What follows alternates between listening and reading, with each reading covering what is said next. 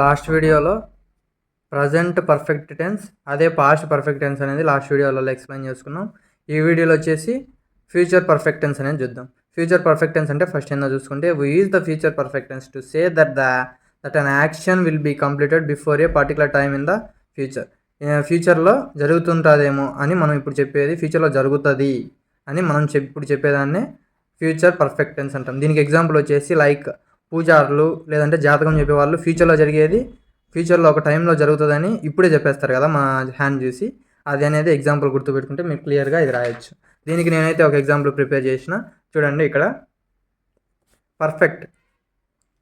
Future perfect టెన్స్లో క్రిమినల్ని police కొడుతుంటాడు కన్ఫామ్గా. ఆ కొడుతుంటాడేమో అని చెప్పేదాన్నే ఫ్యూచర్ పర్ఫెక్ట్ టెన్స్ అని అంటాము. ఇప్పుడు క్లియర్గా మీకు అర్థమై ఉంటుంది. అర్థం కాకోకుండా వీడియో అనేది మళ్ళీ బ్యాక్ ఫార్వర్డ్ చేసి మీరు క్లియర్గా చూడొచ్చు.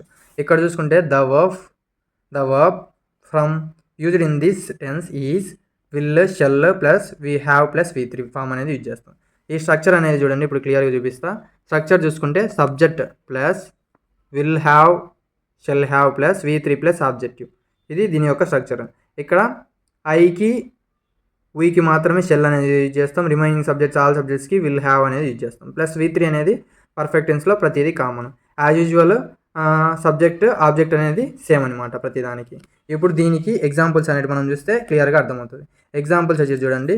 We shall have left by evening. We shall have left by evening అంటే మేము ఈవినింగ్ వెళ్తాము. We shall not have left by evening negative form అయితే మేము ఈవినింగ్ వెళ్ళము. Shall we have left by evening మేము ఈవినింగ్ వెళ్తామా. He will have reached Delhi by this time.